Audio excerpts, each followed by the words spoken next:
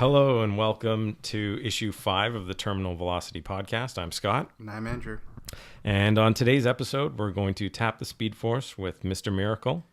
Going to HyperTime with 30 Days a Night just in time for Halloween. And we're going to take a run on the Cosmic Treadmill with Flashpoint, the precursor to the worst thing that happened to DC in a very long time. Lightning from a forehead. Lightning from a forehead. Exactly. So what we're going to kick off with right now, though, is as usual, our all points bulletins. Sweet. It's been a pretty busy news week, actually. It was kind of hard to... I posted a lot here.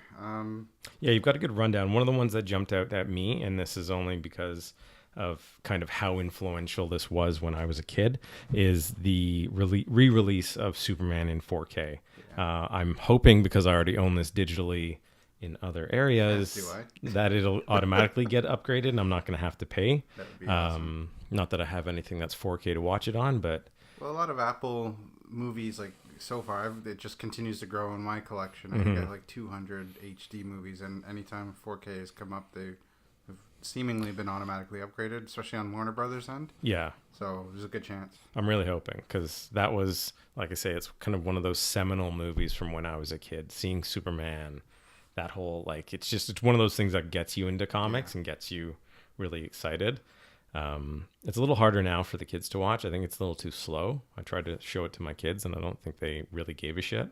They might when they're a little older. They might, just because, but it's the classic costume. It's so good, though. It really, really is. And I don't give a shit that Lex doesn't have a bald head in it. Wait, or is that the sequel? That's the sequel that he's technically filmed at the same time. But yeah, anyway, that one, I saw that and I was like, oh man, I need to shout that out on the show, because I think there's a good chance it's going to be on 4K with iTunes. So. Yeah, there's also more in connection with like DC films and stuff. They have announced the Canadians, or I shouldn't say Canadians, we're implied because we're not part of the U.S. The international distribution for Titans will be handled by Netflix. Yeah, I'm excited for this one. I say excited. I'm still nervous about the whole Titans thing, but the fact that it's getting released up here through Netflix, unlike it's not getting forced through Crave or some of these other things that are just up here in Canada. At least this is going to make it easier for other people to be seeing it. Well, Netflix was the ideal partner for them to work with, at least until they can get DC Universe off the ground internationally. Yeah, I think so. They had a lot more of the trailers that came out just this last week too, with little clips from the show. Yes. A little bit more exploration of, why does Dick turn into a cop and say the "fuck Batman" thing, and there's the Bat Punisher, I guess, is going to be on Titans there. Yeah.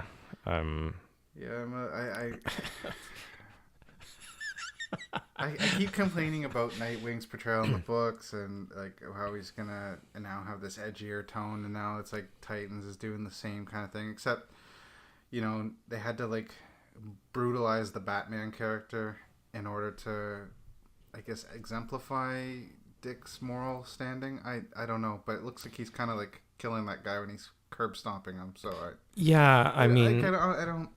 It looks like he's going right off the edge and just completely killing people. So it's going to be an interesting thing if they're deciding like he's trying to be on the opposite spectrum. I don't know. And I don't know, I guess like I know it also came out from New York Comic Con. Jeff Johns said that it's also going to show his road to Nightwing. So it's kind of like by the end of season 1, I'm guessing he's going to kind of fully drop the whole Robin persona and move on to Nightwing. And I mean, we do know somebody who has done, because it was filmed actually up here in Canada. Yeah, it was filmed in Toronto. It was at my work on one episode. So I do know somebody that had to do something on the set who said that it's the story of him turning into Nightwing. So just how much that translates, just how much it's obviously not going to be the Nightwing from the comics, which is going to be hard. Batman is actually a white Martian And they kind of explain why he's suddenly a murderous psychopath that Robin has to get away from. To use this as a Trojan horse to bring in a TV version of a Justice League. Yeah. I mean, John Jones shows so up. Presumably there's Superman, and if Batman's crossing that line, I just don't... Anyways, this is not we're going off on the side. When it premieres, we'll have our tirade then, I guess. It's on Netflix. We'll be able to watch it. Whether that's good or not is to be seen. Now, good news coming out of New York Comic Con. Bendis is going to be launching a new imprint with DC that features in-continuity stories, and they're bringing back Young Justice. Yes, and I'll let Scott have this one. I'm really excited about this one because before I even finished reading the article, I was zooming in on the art, and I was like, "Oh my God, it's Tim! Tim is back in his costume." Like Tim Drake Robin with one R, not two, not that nonsense. Mm-hmm. You got Connor Kent in the classic Superboy costume. When I say classic, I mean 90s classic. 90s. Right, with the crew cut and everything. I love it. Crew cut, leather jacket. I'm not happy with what they're. Couch. I'm not happy with what they're doing. The whole like social Kardashian bullshit stuff that's supposed to be about it, but you know, it kind of fits in a little bit with this story. But if you really look back at those early Reign of Superman stories, he kind of was like looking out for the paparazzi, and it's kind of a regression. But you got to remember, at Rebirth, it's like 10 years of their lives is missing, right? So yes, I feel like we're never truly going back to the to the continuity. It never, each time there's a crisis and whatnot, they've kind of left their mark. But this. But they have certainly gone back to themes from the past. Yes. And so I think that's as good as we're gonna get in that regard. But man, I'm so glad to see Connor Kent back. I am stoked, and this just leads more into the whole. And last week we talked about Doomsday Clock and how this looks like it's going to be a reset button of some sort, and this leads right into that potential. So I'm really fucking excited. Yeah. I just don't know how I could be so excited on one end, and then there's Nightwing number 50. Like, I just... I'm going on the... or whatever his name is, he just needs to leave Dick Grayson alone. Not Rick. I was going on a tangent. I was going from a different side on this one. I'm excited that they've got, Connor and Tim and Bart. What I'm not happy about is that seems to be at the sacrifice of... Spoiler for anybody who didn't read Heroes in Crisis, but if you've been looking at any of the comic sites, you know this. Wally is dead, and King has come out saying... It didn't happen. King has come out saying that these are, quote-unquote, permanent as far as he's concerned in his story. Which I was okay with at first, because I was like, okay, well, it's his story, doesn't matter. And then Williamson came out and said that he's going to be addressing it in an issue, and it was extremely emotional for Iris. So this is going to be... It's going to play out. But I don't think for too long. I do think the reset button is coming whenever Doomsday Clock number 12 ships. Yep. Like it's kind of like, remember Arsenal's arm got ripped off in that Cry for Justice series just before the new just a little bit before New 52, and now came back as like a redneck trucker native guy. Right. I think. Anyways, but these changes aren't going to last, so that's... Well, it's comics. They're never permanent, but it's still a piss-off factor, especially because... Anyway, I was really stoked on Heroes in Crisis, because I thought, he didn't whatever... Even die a hero. That's the thing that really annoys me, and I was hoping it would just play out in that story and something would come of it. I didn't think it would be... Even if we get a flashback to what happened, and we will. How do you kill a Flash? That's what my wife pointed out. You don't kill a Flash outside of a crisis. Yeah, these are well-established rules. Yeah, a Flash dies in a crisis, and that is it. It is a crisis, sort of. It's in the title. Well, but I mean, how do you kill a Flash? He can vibrate through walls and change his frequency, and it took a special vibrating bullet thing to kill him, or not kill him, disable him. In that Just Tower of Babel storyline. Mm-hmm. I don't know. Yeah. But apparently you can murder him and leave it. Maybe the turtle was involved. The turtle and its baby Bjorn the still force showed up. The still force froze Ollie, and then he just dropped dead because he stopped breathing. I don't know. Now, still on the Flash topic, we are going to be getting, it appears, the year one story. Yes. For the Flash. I'm actually kind of excited about this. I'm catching up on Joshua Williamson's run on the Flash, and I think he's one of the better writers we've had in a long time. And it's kind of cool to see the Flash kind of get the acknowledgement that he's getting a year one story. Like, you know, this is kind of like a Batman is pretty much like, you know, the Bat family more or less is the only ones that seem to get that year one story arc. And so this is going to be cool. We're going to see a proto Flash costume, which we've never seen before, I guess, and you know, it's going to tie a little it's going to have similarities to the TV show, I think, in that regard. I have a strong feeling it's going to be heavy on that, yeah. But you know, the Wally Westing of Barry Allen looks like it's going to continue, which yeah, and I'm not quite as excited for the year one part of this one.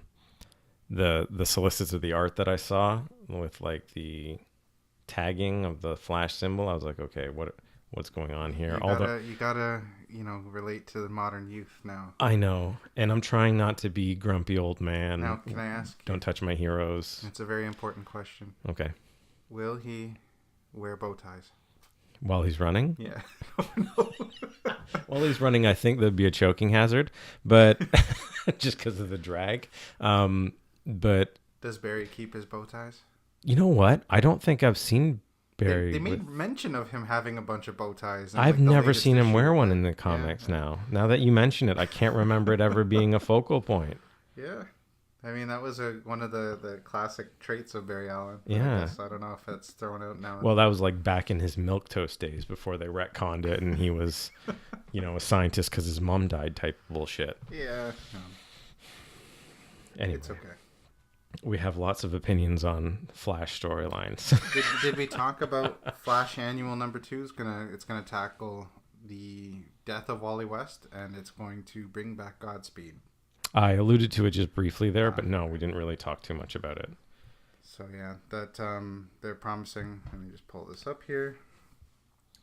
Yeah, so basically, that Williamson has basically said that they're going to address the fallout of Heroes in Crisis in Flash Annual this year that ships in January. And what else is he saying here? It's got a Bart Allen component to it, which is nice because, I mean, he came back technically at the end of Flash War. And then nothing. he's running. So he's just out for a job. He's just out there. And all the running that Barry did to try and find Wally at the end of that arc, he completely missed Bart. Yeah, it says that Williamson said that Barry has to tell Iris West of her nephew's death, and he's quoted saying, "It's the saddest things I've ever had to write in my life. It's really highly emotional." Mm-hmm. So, you know, it's necessary. Like he needs his send off. They're addressing it in this regard. So yeah, I mean they tackled it in some of the more I think it was this week's Green Arrow. They tackled the whole Roy one. So. Which we can talk about in a bit. Yeah. Okay. So, yeah. So, what else? Moving a little bit away from the Flash stuff, I'm going to jump into something that's a little bit disappointing just because they just came back, and that is the delayed publication of Fantastic Four number 3. Yes. Delayed by, I think, 3 weeks, and with no kind of explanation. Just, here's the resolicit. It's coming out, 3 weeks later. The issue number 4 isn't getting moved. Sorry, it's pushed back a month, so it's 4 weeks. Okay. Issue number 4 doesn't seem to be delayed at all. No. So at least yet. So now it begs the question of, okay, well, what's really happening? Is there a change in the story that maybe they're going to be trying to implement? Is art just taking a little bit longer? I don't know. I just wanted to talk about this one because I really liked issue 1. I really liked issue number 2. Now number 3 is like delayed. Like all these delays are just going to keep. It's going to slow the storyline. So many people are just going to drop off the book. Especially now we're into the era of double shipping again. So it's like it's weird. There's this like one book on a relaunch is now kind of going to just fade from the headline. Well, that's the thing. Like, 2 issues into a relaunch. How the hell can they already be delayed? Yeah, I don't know. And I don't think Pincelli is usually late. Like I don't recall. No, I don't think so, because she was on... I'm not sure what's going on there, but hopefully everything's okay with the book. That's all I can say. Mm-hmm. Yeah, hopefully there's not too much changing in it. I mean, I really like the book, so fingers crossed it just stays the way it is. So let's see. There's a couple other stories I just want to touch on, at least mention, that came up this week, but there is, it called? Samasi, who's returning to Detective Comics with Batman, returning to Batman with Detective Comics, is going to apparently have a new take on Batman's origin. That's the thing. Yeah. Yeah, this one, look, I don't understand the need to retell an origin for an iconic character like this in comics. Especially it's annoying Batman. Enough when they do it in movies and other media. Yeah. It's completely redundant to do it in the print when it's already been established there for so long. I mean, we already had the recent revision with 0 Year. Yeah. Which the less said about the better. Exactly. But now, apparently, I think he's basically said that he can't talk too much about the story because I guess it's spoiler territory, but it's apparently going to have a murder scene that is basically a direct copy of the Wayne murders, right down to the pearls, and the way the bodies are positioned and everything. And I guess it's getting to the roots of a detective story. So I'm going to put it out there. It's going to be Hush, and it's going to be Tommy's fault. Tommy Elliott is back. And he's back.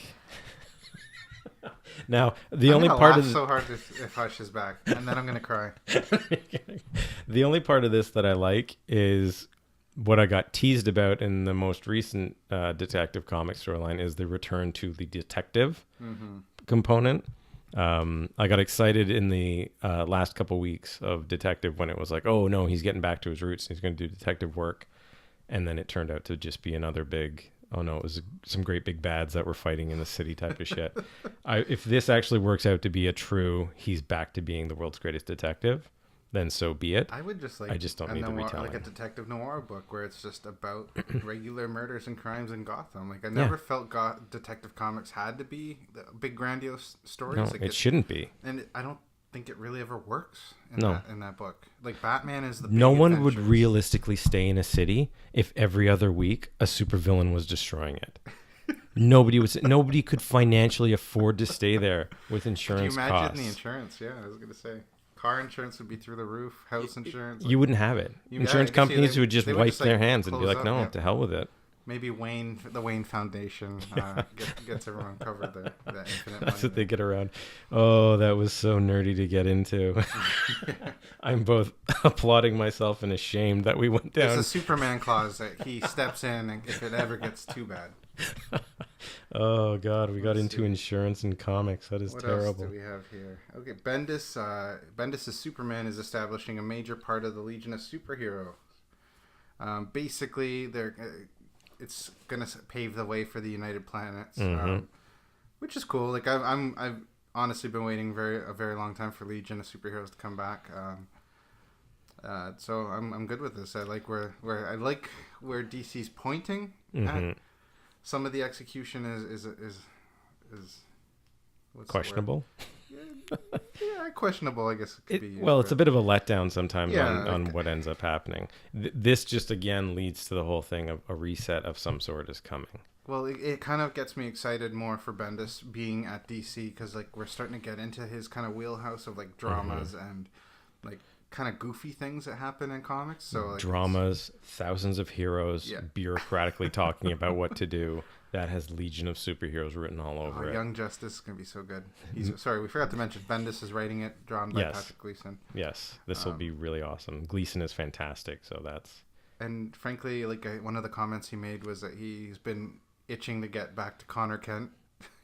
He assures fans of John Kent, whoever, who's a fan, that he's not going anywhere and he'll feature in issue number 6 of Superman, but that... Man, Superboy. I mean, Superboy, come on. Yeah, it's going to be awesome. It will be really cool. As cheesy as it is, it's one of the... I really like that design. I do too. I really do. I think I have it up. I have it up as one of the little pictures on my wall in my office. That's true. So I'm really excited to see that. And I mean, he was in Hawaii. Yeah. He was located in Hawaii. I love Hawaii. I'm a sucker for these things. Well, the little teaser they put is like Bart and Tim are going to like be surprised where they find Connor. So I'm wondering if he's just been chilling in Hawaii. Just hanging out. That would be... Yeah, that'd be pretty cool. That would be absolutely fantastic. Just surfing with King Shark. What else can we talk about here? There's not too much else that. There's going to be the anybody that was a fan of the Bruce Timm animated Batman stuff. There's going to be the 25th anniversary of the Mask of the Phantasm, which I wanted to ask you about, and just say, was this actually just a better retelling of Batman Year 2 by Todd McFarlane? It borrows elements from it, like the Phantasm character, Heavily. very much the Reaper. Like, was the Reaper? Yeah, the Reaper. Very, very similar character, except the Reaper's a man, and this is like, spoilers. It's like one of Bruce Wayne's loves or whatever. Yeah. Andrea Beaumont. It's by far one of the most, one of the best Batman stories on film. Mm-hmm. And yeah, they've been remastering the animated series in a box set for HD, as well as this movie and a couple other of the Bruce Timm movies. So I'm not surprised they're going to bring this back to theater. You might as well. I think it's great. I mean, it originally came out in theaters. This is one of the few like Batman animated things that even hit theaters. And everything if you else. haven't seen it, like definitely watch this movie. It's one of my favorites. It's really, really good. So anyway, there's that one's out there as well. Oh, quick update from another story we had. Telltale's Walking Dead, the final season, will actually see its ending. Cool. Skybound, Robert Kirkman's Skybound has actually negotiated with Telltale to finish the game and release it. So fans will get the end Clementine story, which is a pretty big development that came out of NYCC. That's pretty monumental. Good for Skybound. So, apparently, there's a lot of Telltale employees out of work.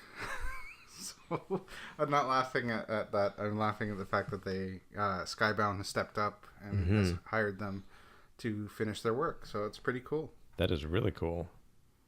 Wow, very good.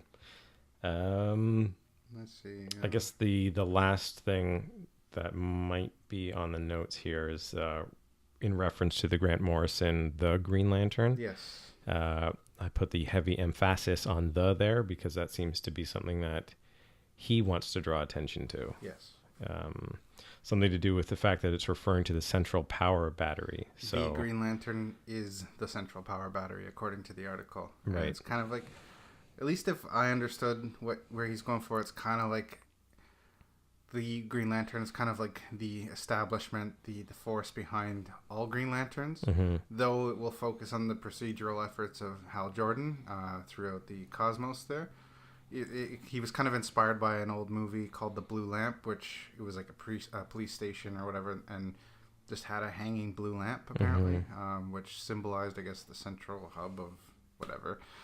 So, Morrison, he's got his inspiration, and we'll see where he goes with it. But, yeah, I'm still excited about the series. I'm just any bit of news I'm checking out. It just makes me think, okay, this will end up being something good. I like the fact that there's just like no S on the end of lanterns, like for the book. It feels like it's an actual Jordan book. So.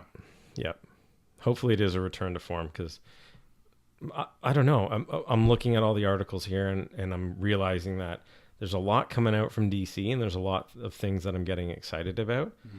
There's not as much that I'm seeing about Marvel or as excited about on the Marvel side. Yeah. Outside of like Amazing Spider-Man, I think is probably the biggest Marvel book that I'm reading right now. I think it's probably the best Marvel book on the market at the moment. I think. So, but DC looks like they're setting themselves up to have a few really not impressive knockouts coming. So DC's good at announcements.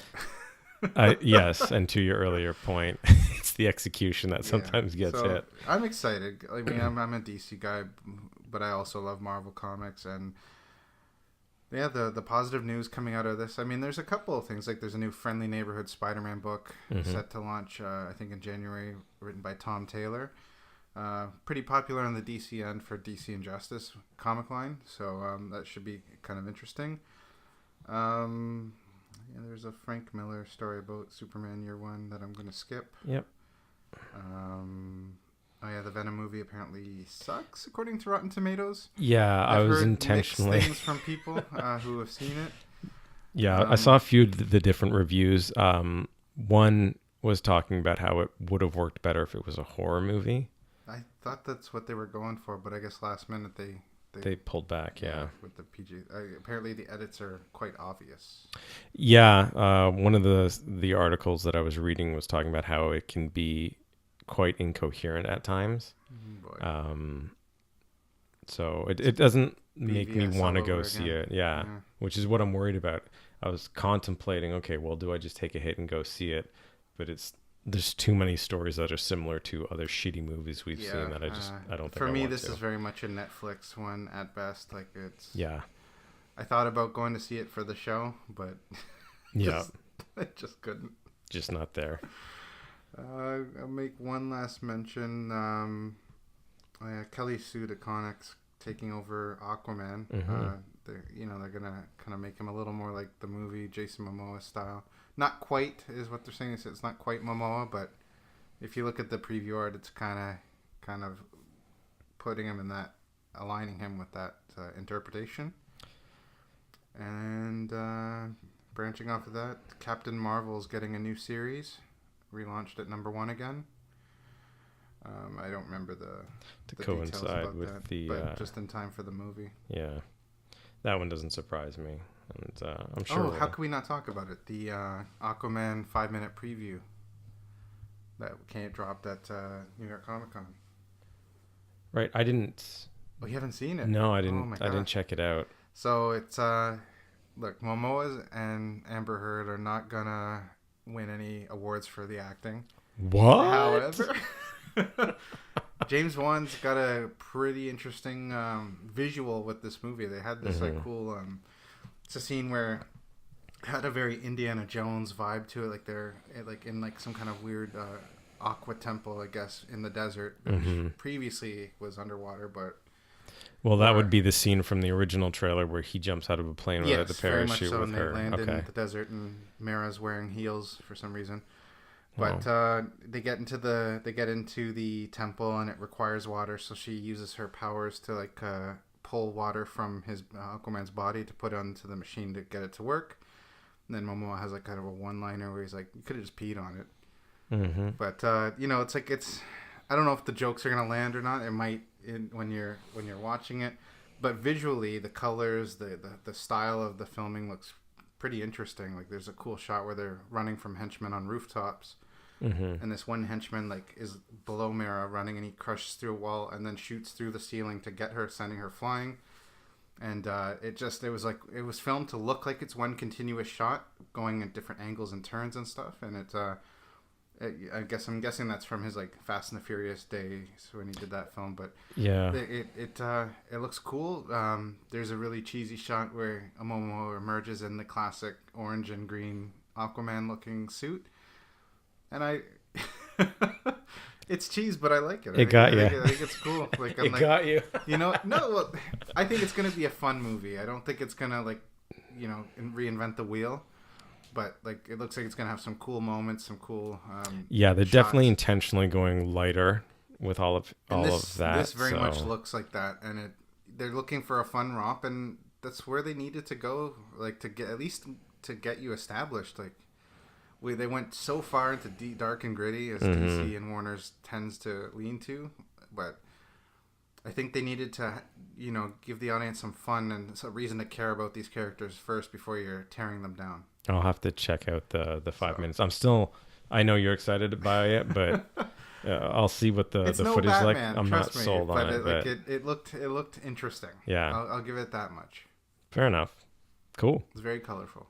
Very Very good. So I'll check that one out, and we can chat about that one. Okay. Right. I think that covers us off there. So let's get into Tapping the Speed Force. Sounds good. With Tom King and Mitch Garrett's Mr. Miracle, the Eisner Award winning. Yes, and understandably so. Yeah.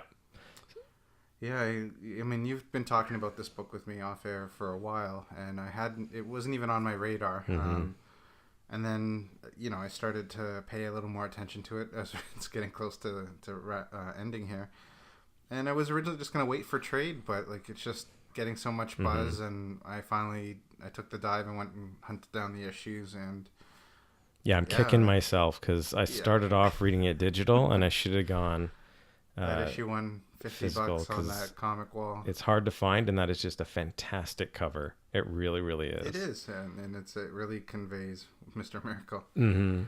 This is not a book for everybody. Like, no. Some people might read this and go, "What the fuck am I reading?" Yep.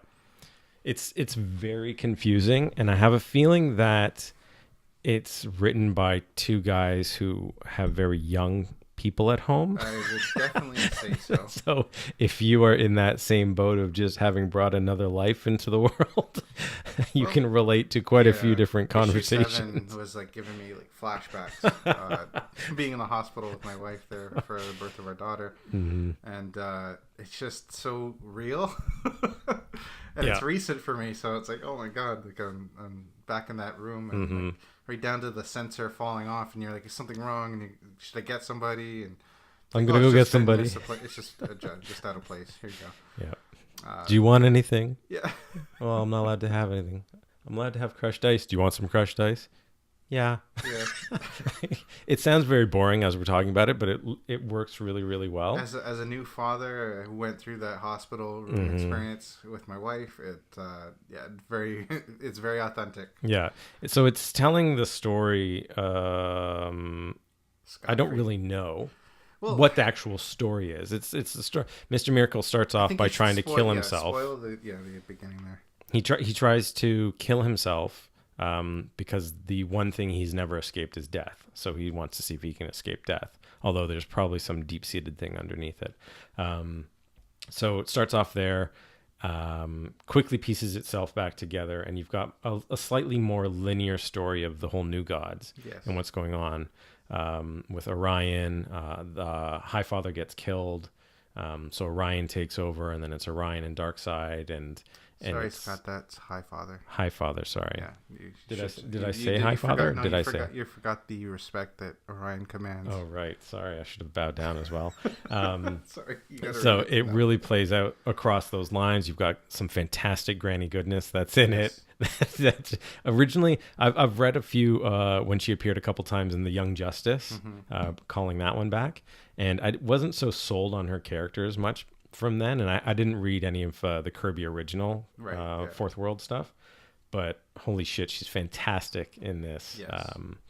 So you've got that kind of linear story, and then it's Orion and Scott Free, and who can really take down Darkseid, and then Scott Free ends up being in charge of everything, and it's working its way through. And as I said, what's funny with it too is that like while there's this war between New Genesis and Apocalypse, Barda and Scott like go back to their life on Earth in between battles and campaigns and stuff. So it's a mix of like the war and Apocalypse and the day-to-day routines of a normal like human couple mixed with like like superhero type stuff. Even to the point where they have to trade off days that one of them's going to the front line. They have their son. It's like one's at home taking care of the baby and the other one's on the front line, which is like it's hilarious. And like the boom tube is kind of like their smartphone. Yeah, the boom tube's the smartphone. I like that eventually it gets to the stage where they're calling the boom tube and it doesn't show up instantly. It's got a delay now because war screws things up. It's slowed everything down. So it's just really, really good. One of my favorite issues was, I think it was the issue, it wasn't 7, I believe it was number 6, where they're first talking about renovating the house and why they need to renovate the house. And he gets really confused about, well, why do we have to change that bedroom? We've already got a bedroom. Who's going in that bedroom anyway? And while this is all happening, they're like infiltrating like the inner sanctum of Darkseid. So it's like they're going through waves of security and traps and things, and they're having just this casual conversation. Yeah, it's actually the to get to Orion. They're breaking in to get to him. Wait, no, was it? Oh, it was. You're right. Yeah. It wasn't Darkseid. Sorry. So he's breaking through. So you've got this very casual conversation happening while they're having all these death traps come at them, and it's at one point I think it's really cute when she actually tells him, I'm pregnant, and he just runs up and gives her a big hug, and he's like, I mean, Big Barda's like what, 7, 6'5" maybe, and he's tiny, so he's just kind of like a little backpack on her as she's just beating somebody up. I have to say, I love these characters. They're fantastic. I've always liked Mr. Miracle and Barda, Big Barda, especially Big Barda. And it's just like a fun kind of interesting, like introspective of what it's like to be them. Yep.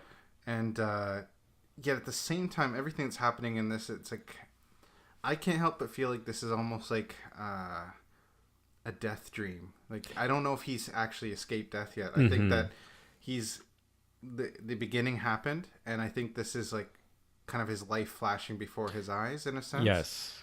And then, you know, with issue 11, which is the penultimate issue, just before the finale, it's kind of revealed after something happens. And I don't know if we're spoiling that or not, but...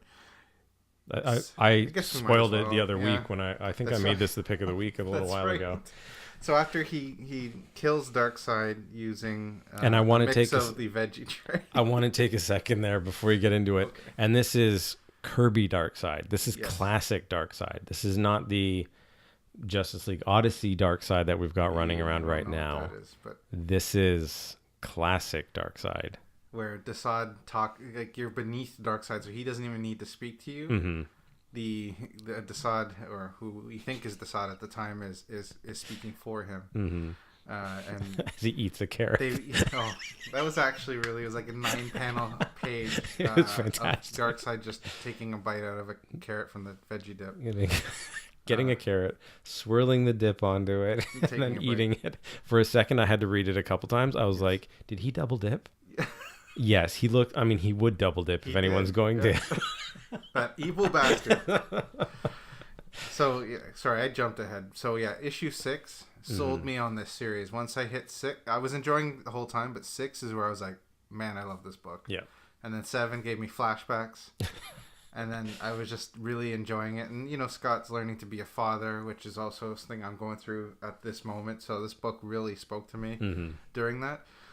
And so we get to the point where, like, the war is continuing, and it's just like, fuck, like, nothing, millions are gonna die. Yep. So Darkseid, being Darkseid, says, all right, fine, we can end this war peacefully.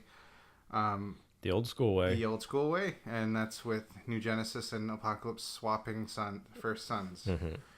So, or really, no, Darkseid doesn't even offer anything. I was going to say, Apocalypse doesn't have one at this point. So Apocalypse just like, we'll stop fighting if we can have your son. Yep. And raise Darkseid's grandson. Well, I mean, Darkseid kind of got the shitty end of the deal last time because Scott Free ran away and Orion was already over. So he was down one. Yeah. There was a good issue too where Barda and Scott are like, well, it's more Scott debating whether do we have to give up our son to save everyone? Like, what do we do? Like, I don't know. Yep. And Barda's like, fuck that. Yeah, she's not going for it. So then one of my favorite moments is like because they've been fighting about it, and she's not talking to him. She's just like on her boom tube, which is like a little smartphone, and just sitting on the couch, and he comes up to her and lays on her lap, and he's like, I love you, and she's like, I love you too. And they, you know, a lot of married couples, that's kind of how he's just gotten the baby down. Yeah. The baby's finally asleep. They're fine, and they're like, all right, let's forgive each other here. Mm-hmm. So, you know, they say that, and then he's like, I've been thinking, I'm gonna give Darkseid, go make the appointment, go see Darkseid. I'm gonna give him our son. Then I'm gonna kill him, and then take our son back. And it's like, yep, the plan is set in motion, which leads to the little meeting. And she's like, "Yeah, I'll come with you." Yeah. And I love that they go to Apocalypse with the stroller. They load the baby in the stroller, and the kid's like seeing Darkseid, and it's like looking at him like it's like. And before they even get in the boom tube, it's like, do we have everything? Have we got the wipes? Do we have the outfit? Do we have it? They just have this veggie platter or whatever, veggie tray, and they're like, okay, that's fine. So then Darkseid's sitting there eating the veggies. So, what was it? So like the fight ensues where Darkseid, to prove that he's gonna give up, he can't give up the anti-life equation because he knows it. Mm-hmm. So, but he can't wield the Omega beams so he rips out one of his own eyes just to show you how crazy this guy is. He like pops it out. That's when Scott uses that moment, I guess, predicting that that's what he would do. Mm-hmm. You know. Attacks. First he uses the tray, but like the tray was hiding something. Yep. I forget what it was. It was some kind of death trap thing that he had. It was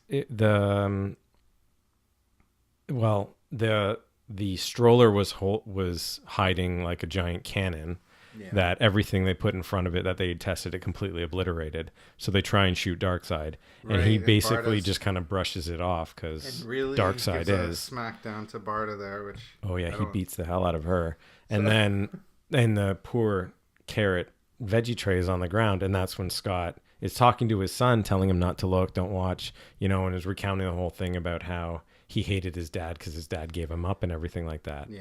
And not to watch what he does, and that he loves his son. And then he pulls out a knife made out of Orion. That's right. Sorry. So during the labor, there was this talk that regular tools couldn't cut Barda's flesh if there was something wrong with the baby, which and the baby was born with the cord wrapped around his neck, so he had to use this dagger that was from the Furies, which I thought was hilarious that they're sworn enemies, but they're like Barda's Mad Harriet sisters. just hanging out. So they're there in the hospital waiting room. Anyways, they have this dagger, which everybody's got crazy family. They created this dagger made out of Orion's bones to fulfill, because there was a prophecy that only Darkseid's son could kill him. Mm-hmm. And Scott-Free, though raised by Darkseid, is not his genetic son, which Orion was, and conveniently Orion was dead. And Barda knew how to make a bone stew or some kind of brew. Utilizing his bones, so they were able to create this dagger, which he just jams right into his other eye. Mm-hmm. Or was it the other eye, or was it the... I think it was that same eye. No, it was the same I guess because he can't wield the Omega Beam, and, Darkseid literally just drops dead there, and you're like, holy crap. Now, what I liked about this one, and because I've reread them just the other night, so it's all kind of fresh in my head, is Granny actually took him aside and said, it's always been said that only Darkseid's son can kill him. Mm-hmm. And everybody says it's Orion, but do you know if that's actually true? No one really knows if Orion was truly Darkseid. So she's planted this whole thing of, you might actually be the one, and he ends up fulfilling the prophecy. So it's kind of this interesting, the whole story is kind of pulling itself together now. Yes. Except for the fact that Desaad turns into... I'll let you finish. Mr. Miracle, congratulations. You have prevailed, and Desaad pulls the hood off, and wait, it's not Desaad, it's Metron. And everyone's like, what the hell? And then he does his Metron thing, and suddenly the world is morphing around them, and we're seeing the new 52. Because what I hadn't realized the whole time I was reading this is, oh shit, these are the classic Kirby costumes all these people are wearing. And that's why it's so awesome. And that's why, and for so long, that's just what they wore. So I never thought twice about it. And then I realized, oh shit, this is the new 52 that they're then bleeding into potentially. So this has led me all the way back to, I don't really know what's going on in this story outside of this very linear piece that I was able to hold on to, because the other thing that we haven't mentioned is this awesome effect in every single issue where things fuzz out like it's a TV screen. Yes, the glitching and the Darkseid artifacts. And the Darkseid pops up everywhere. I'm starting to wonder if this has actually just been a torture device of Desaad. I don't think it's Desaad because, it was Godfrey is the host of the show, so it could very well be Desaad, or at least he factors into it. Mm-hmm. But this again, it kind of leans me in the direction of the my theory about the Death Dream. I can't remember, but I'm fairly certain it was a different costume that Scott-Free is wearing at the beginning of the first issue. So I'm almost wondering if this is New 52 Scott-Free, kind of getting a weird glimpse of what his life could have been, or in this case was. Maybe. And then we're going to, the world kind of turns to all kinds of things, and Metron's looking kind of menacing, which I didn't think of him as being a menacing character, but correct me if I'm wrong, at Comics Terminal. But yeah, this leads us with the cliffhanger for the final issue, and I don't know, is this a double-sized issue next issue? I have no idea. I'm kind of sad. I haven't seen anything. It's almost over. It was such a good, bizarre read, and again, you don't really know what's going on, but the big splash page. Sorry, I don't know if we said it shows the New 52. Mm-hmm. Well, I guess Rebirth, New 52 / Rebirth universe, because you're seeing like the current Superman, continuity. Wally's there, Flash is there, Nightwing. So I guess he hasn't been shot yet. I don't know. But then you're seeing like New 52 Orion and Highfather and Light Ray and Barda too. Like, and just those costumes. I know the redesigns are terrible. I don't know why people think they can do better than Kirby's design. It was so classic. Yeah. I hope they just say screw that and change back. But I hope so. But this has been just. We probably should have waited. Now that I'm thinking, now that we're in the middle of the podcast, until issue 12 was out to really look at this. I strategically picked it for this segment, so that you can make it a pick of the week in Cosmic Treadmill as well as pick of the week, which it very well may be.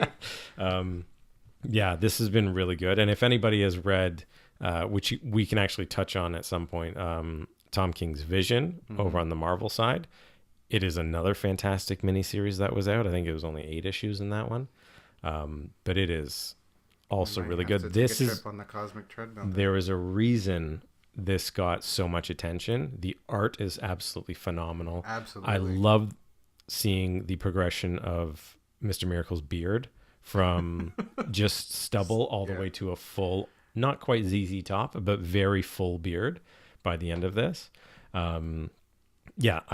This has been such a fantastic comic. There's one last thing that we just didn't mention here. So as Metron's all looming and menacing and the world's kind of like vaporizing or whatever's happening, and you don't know what's happening, you just look at the panels and Scott's picking up a carrot from the veggie tray and taking a bite as the world's coming to an end. I'm like, nice touch. Like, that was just everybody brilliant. Loves a veg tray. He's like, well, yeah, I might as well. Yeah. So it was a really good solid read. Yeah. Check it out. Yes, 100%. If you can find the issues, do it. Otherwise, you could wait for the trade. It does work a lot better as you're reading them through sequentially. Like this, it's a little harder when it is month to month. But the sequential story is absolutely fantastic. I think everybody would enjoy it. All right. I say we start HyperTiming with 30 Days a Night, Volume 1. Yeah, this is continuing our official/unofficial horror month through October. I know we kicked it off a little bit early at the end of last issue. Halloween's the best. It honestly is. It's my favorite holiday. Same here. So 30 Days of Night.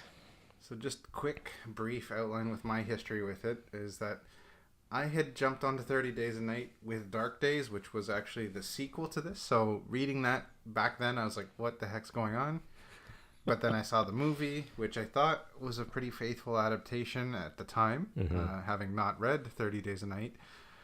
And I loved the movie. I thought it was really cool. Like, it was it's a solid vampire movie. Vampires that are like almost unstoppable. Gory and brutal. And this was the time where I think we had already had Twilight show up, and you're just like, what probably. Like, I think the first couple Sparkle Vampires had happened at that Sparkle Vampires. That is the episode title. This was the movie that made them monsters again. Sparkle Vampires. I love it. This was the time we had Sparkle Vampires. Yeah. It was such a relief to see vicious, monstrous vampires again, who just want to just feast and kill. Yeah, so this is a Steve Niles and Ben Templesmith. Now, it was only 3 issues. Yes. So I actually expected it to be a little bit longer. I did know that it was 3. And it's a quick read, but it's very full. I felt that you get like a solid story from start to finish. It's like basically trim the fat. Like, it's just they got to the point. It's Barrow, Alaska. There's this point in the cycle where it's 30 days the sun sets and doesn't come up for 30 days. Brilliant. And like, why wouldn't vampires want to? At least some vampires want to take advantage of this. And that's what you think when you're reading it. Yeah, you're reading it. And like you say, it's like very fast-paced, very cohesive story.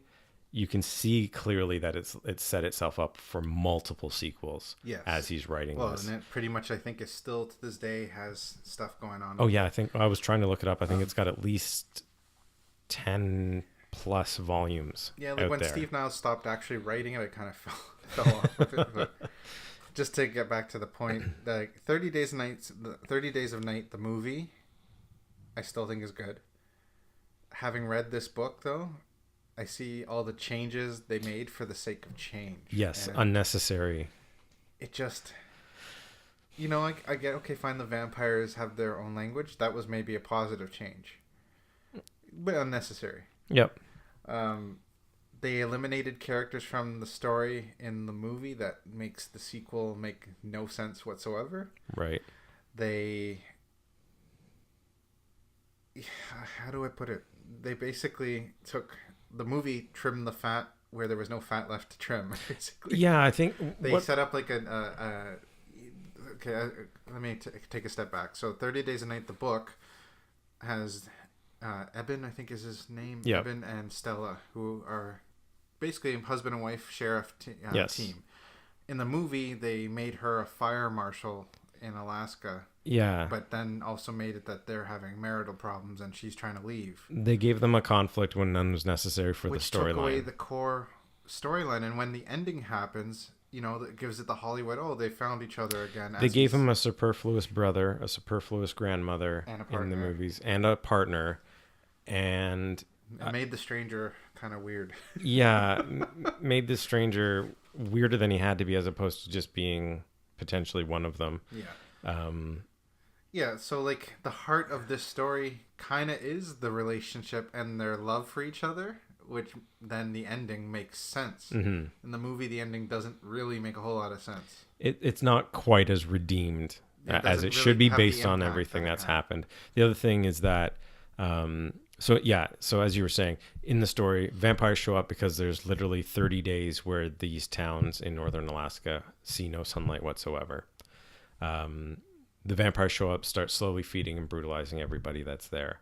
They've sent out word for the past long while to, I guess, a higher vampire to say, hey, why don't you come check out this town? You should see what we've got planned. This is going to be really impressive. Come join us. Mm-hmm. He finally does.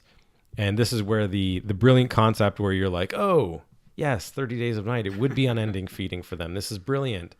This is where the movie kind of dropped the ball because it didn't have this conflict at all. It didn't have this conflict, which is where the great twist comes in, where this bigger vampire is like, you people are morons. We've been hiding in shadows. You've destroyed this in a single night.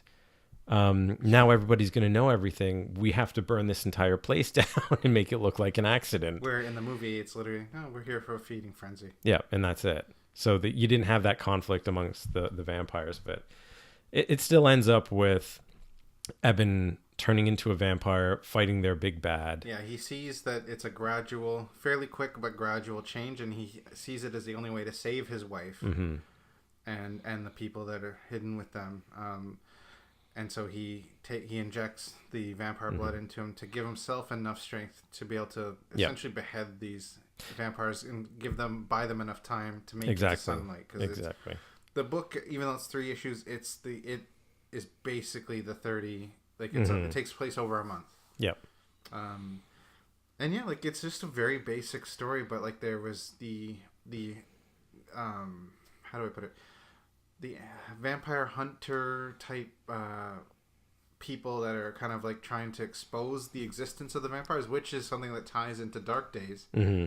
So like this thread wasn't in the movie at all. No. Where the son of, I guess, like an elder lady who can't go, they got wind that they were going to have this feeding frenzy, so they went to Alaska to kind of get proof mm-hmm. so that they could expose that these things exist. Yep.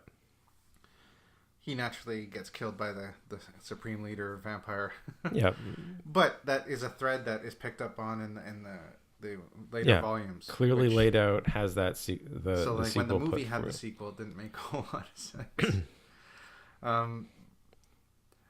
And yet then the movie had the book's ending where they sit to watch the sunset or sunrise. Yeah. Which I thought was a nice parallel to the beginning, which didn't happen in the movie, where she's like, yes, come sit with me. This is the last sunset. Let's watch it together. And he's kind of like, fine, whatever. Mm-hmm. Basically threatens that he's not going to get laid again. Yeah. So, he begrudgingly does it. So then, but then the flip side, they're happy to sit with each other one last time before, and he, fades to dust. It was, I really enjoyed this book. It was a great story. I thought, like I say, it was super fast. It was really quick. The art is very different from any other comic you're going to see. It reminds me of, I don't know if you remember the book series, Scary Stories to Tell in the Dark. Yes. Kind of got that vibe to the art, like that style. Yes. I've been trying, side note, I've been trying to find actual copies of that. They've re-released it with some edits in it where I think they've taken out some of the gore and scare. Oh, really? I really want to find it. Stacey and I bought a couple. I bought a reprint not too long, maybe a year or two ago, and I didn't notice the changes, but I'm going to check because it still had the graphic kind of like check it out. Artwork in it. So. Those are fantastic stories. I want to get them. Scare the hell out of the kids. But yeah, it's got like the art is very different from anything else you're going to find out there. So that might be off-putting for some people. I thought it works perfectly in this horror aspect, and it gives the gore a certain punch to it, and it gives the pacing of the story and the vampire's movements that kind of frantic and that's another thing about this. The pacing was stellar. Like it just kind of start to finish, like you didn't really hit lulls where you're like, oh man, like okay, let me skip this. No, like it flowed, and it, I mentioned Lock and Key creeped me out. This one doesn't so much creep me out, but I mean vampires, you can only do so much with them. Yeah. This was an interesting, unique take on them, and definitely worth the read, especially for this month. Yeah, I think if anybody's looking for a nice little vampire book for this October, I think this is a solid one that you can power through pretty quickly. And there's tons of sequels for you to be reading. Yes. So I recommend Dark Days. It is a pretty solid follow-up. Very cool. Okay, so let's take a quick run on the cosmic treadmill with Flashpoint. So who do you want to start on this one? You start. Okay, so anybody that doesn't know, this is really the story that broke DC and put them into the New 52. This is what kicked it all off. So for good or bad, that's what this story contains. Can I point out that when it was first coming out, I actually this is actually not even the first Flashpoint miniseries that existed. Oh, really? There's one from the 90s that I have. It's a 3-issue mini, which it basically ends with Barry Allen becoming the lightning bolt that makes him the Flash. Really? Yeah, I should dig it up to show you. Yeah, it's a 3-issue mini. Interesting. But, sorry. I don't remember that storyline. But the new Flashpoint. Yeah, the new Flashpoint. Stars Barry Allen, obviously. Wakes up into a new DC world where there is no Superman. Aquaman and Wonder Woman are in a brutal fight that's destroying the planet. Brutal war. There is a Batman that he ends up finding later on to help him out. The funny thing is that you forgot to mention, Flash wakes up and he doesn't have his powers. I was going to get to that because he's wakened to find that the retconning of his dead mother has been completely erased and she's alive again. Yes.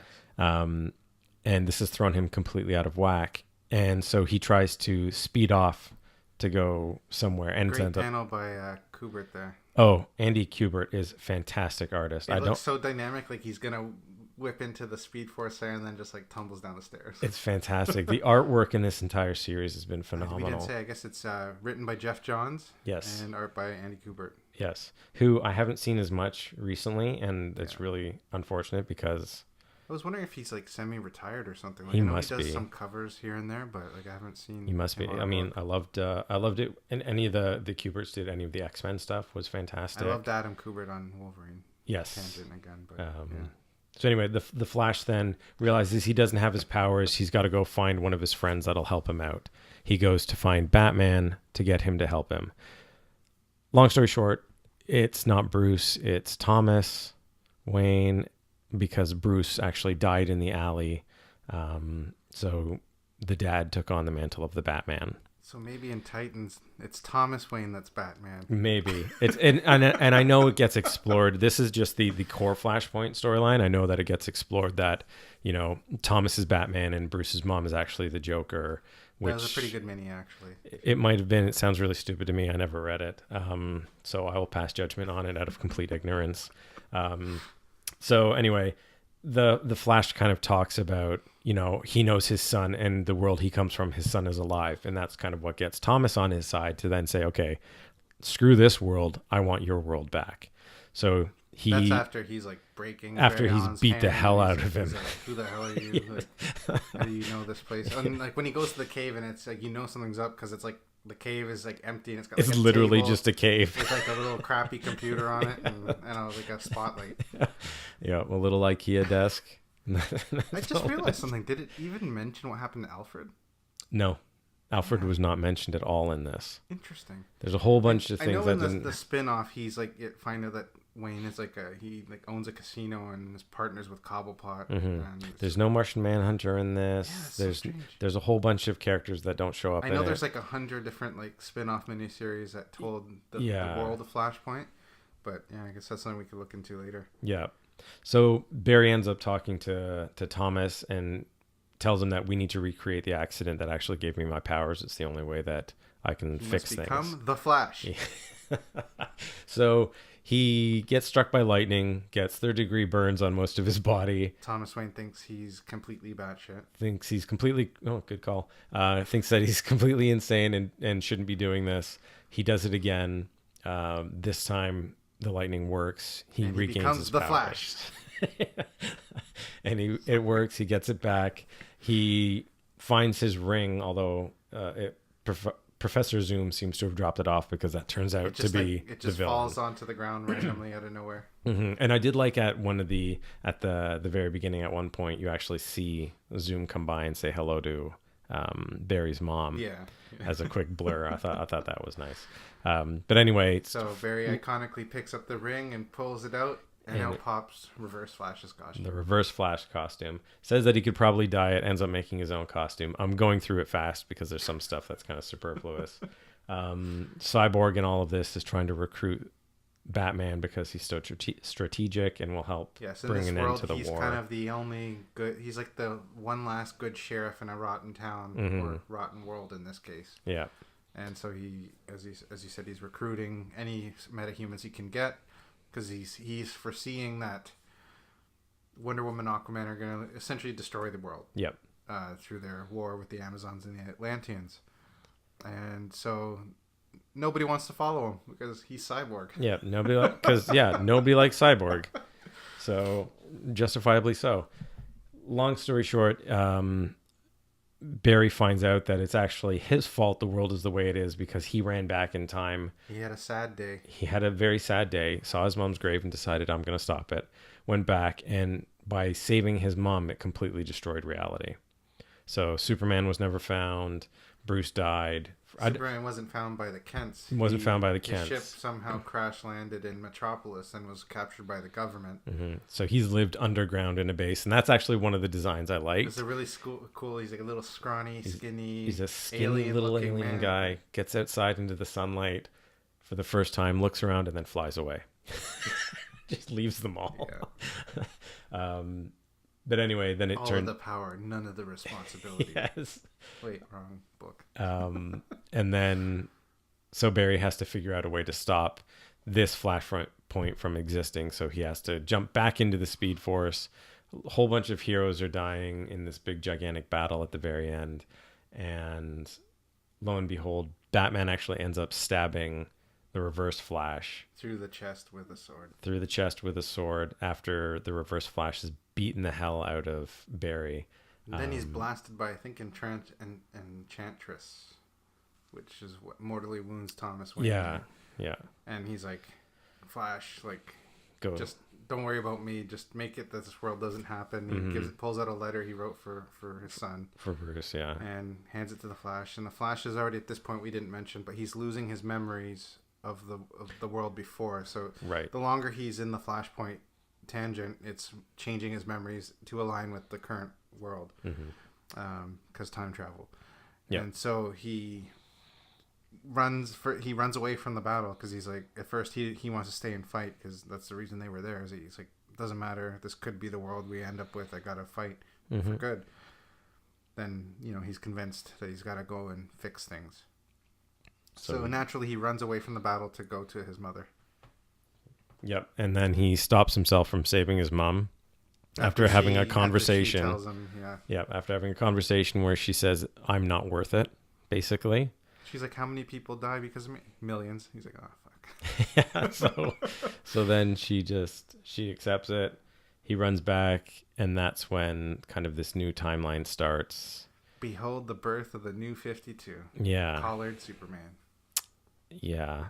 So squiggly lines and some of the from a forehead. Some of the stuff that I liked about this, like I say, was the artwork was just fantastic. Absolutely. I loved seeing the classic Flash costume. You were going to say that. It's not quite classic because the red is a little darker. I'm colorblind. It was red. Oh, yeah. It didn't have lightning on the forehead, so it was a win. Until the end. Until the end. I did like even though we've already read all of these things, I did like the twist of it actually being Barry's fault. I like the twist of Thomas being the Batman. Great design, great interpretation, showing the Waynes are I don't want to say destined, but it's like there's just that deep rooted connection to the Bat. Yeah, it doesn't matter which one of them it is. They're and it's a nice throwback because in the classic untold stories of Batman. I remember having this tape as a kid where it was all acted out and stuff. But basically, Thomas Wayne is the first Batman. Technically, he had this Halloween Batman costume. Well, Morrison called it out in his run too, right, with the Dr. Hurt thing. Yeah. But yeah, sorry. No, that's okay. But it's this kind of neat kind of connection underlying there. The Superman without the sunlight being skinny and stuff was really it was a very cool design. I really liked that. Yeah.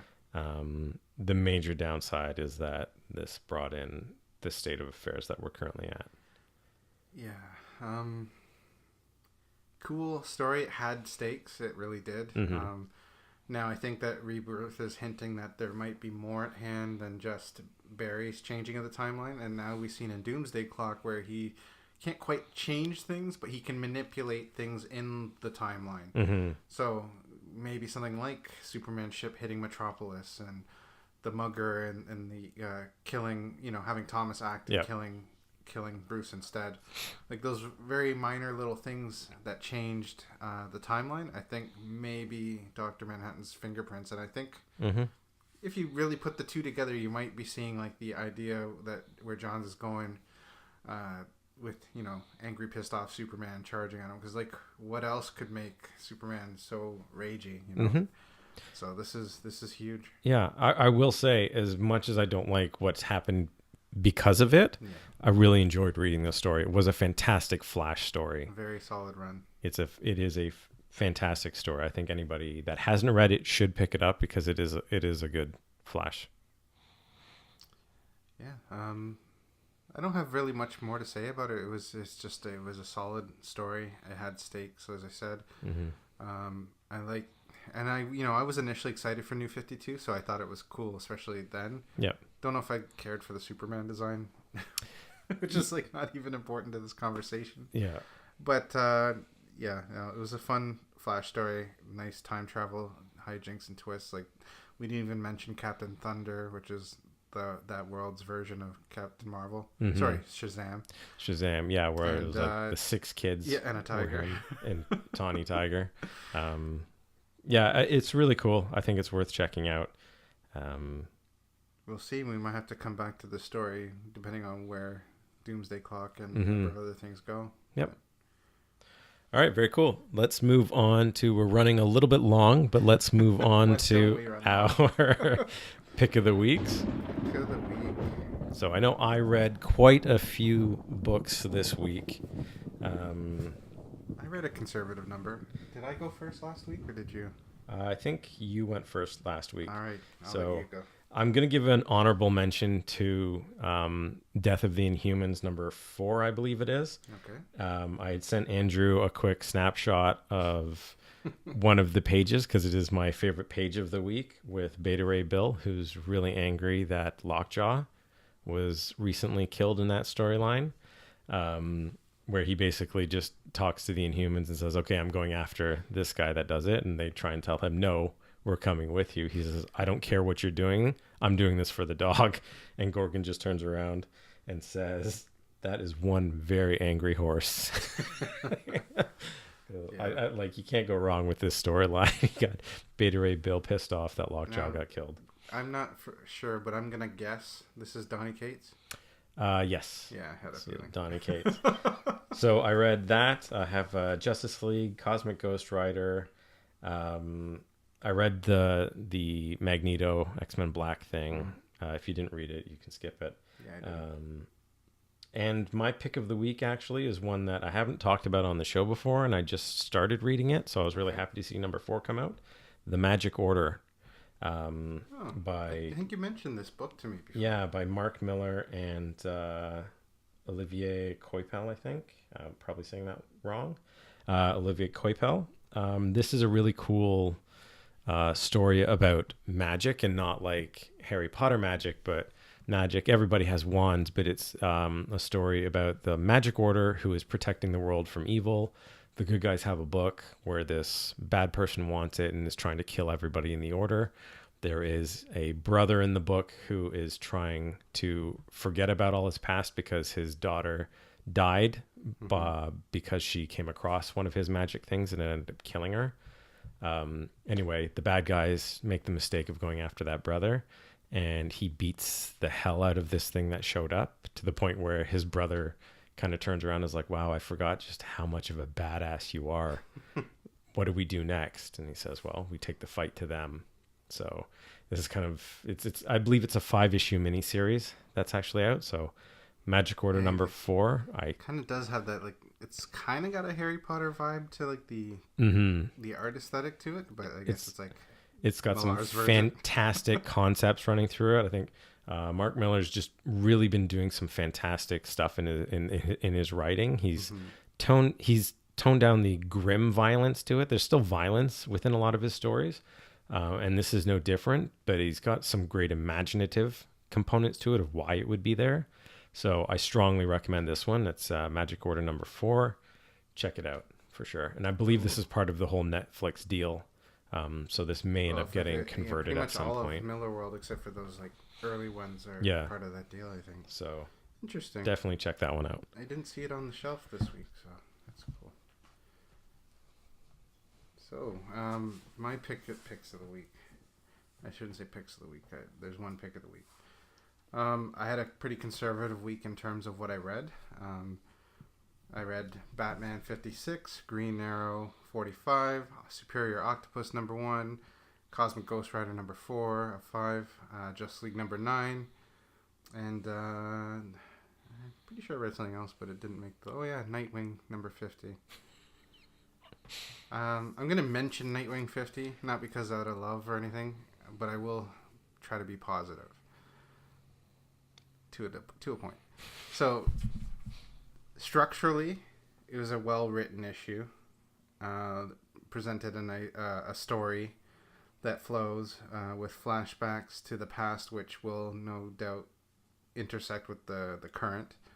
There were two or three artists on the book. The main story, forgive me, I don't remember. I think it was Travis Moore was the primary artist who did the current part of the storyline, and the art is phenomenal. Like in terms of that, I did like his art.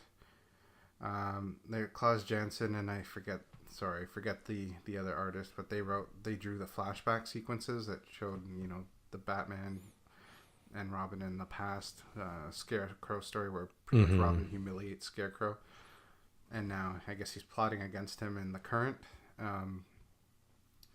Which is unfortunately for Rick Grayson, who and I didn't make a mistake there. DC did. Yeah.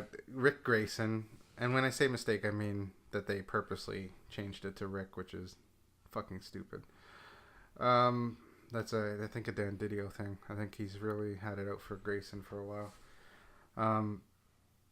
Yeah, like again, well written, but fuck, I hated the story. I really, really hated the story. I just think you really don't need to turn Dick Grayson of all characters into this character. No. This is like an Arsenal, Jason Todd kind of fucking story. And yeah, I would agree. I'm seeing Dan Didio's like meddling in DC Rebirth, because it's really targeted the Titans era characters, the legacy heroes that he clearly doesn't have any affinity for. Mm-hmm. And it makes me nervous. Like, I guess we're going to see Donna Troy go very soon, even though she was just reestablished, because with Wally, that's what we've seen. It doesn't matter if you've just shown up again in the last 2 years. You're gone if he doesn't want you. Yep. I'm not usually very negative, Dan Didio, but, like, I just can't. Like, this Nightwing is offensive to me. You're a big Nightwing fan, so... Yeah. Well, he is the cornerstone of the DC universe out of all the characters. Like, he's the one that everyone respects. And, like, to kind of shit on the character this way, I get it's a story. I get it'll be reset and change back. Mm-hmm. Or, you know, whatever. I don't care. This is just fucking garbage. Anyways, I'm going to get off of that. Pick of the week is actually Batman 56. Okay. And I had a feeling this one might land at your top. I had a very strong feeling. Batman going for revenge. Now, he's hunting down the KJ Beast. He's going through. He goes and he's looking at all his resources. He's gone to Brown's Tiger. He's gone through. What's that guy's name? Now I have a feeling that what did it for you was, I believe it was Kanto that he was fighting. Yeah, Kanto's who was just. And I have a feeling that's what sold you when he's hanging upside down, reverse interrogating him. Yeah. That is what sold you on the book. Kanto's like having the time of life. He's like, I've got Batman. I'm gonna fillet him. I'm gonna do whatever. Batman's just sitting there tied up, like classic style, like Batman, bat trap, right? Yeah. And like, it's the It's like the reverse version. It's like the other version of the Batman Who Laughs in Justice League. There, where he's not tied up. Like, he's tied up, but he's there because he wants to be there. And literally, like, my favorite panel is like when Kanto's like, he's gotten Kanto to spill the beans, basically. He's gonna, the info he wants. He's like, oh, should I, like, you know, cut you down or something? He's like, no. And he just headbutts him. It's set up for the next issue, which I expect to be phenomenal. Like, it's gonna be a fucking brawl between Batman and the KG Beast, who's just, like, it'll be a heavy action issue. It should be exciting. You know, this is KG Beast having taken out Bruce's, like, first son. Like, yep.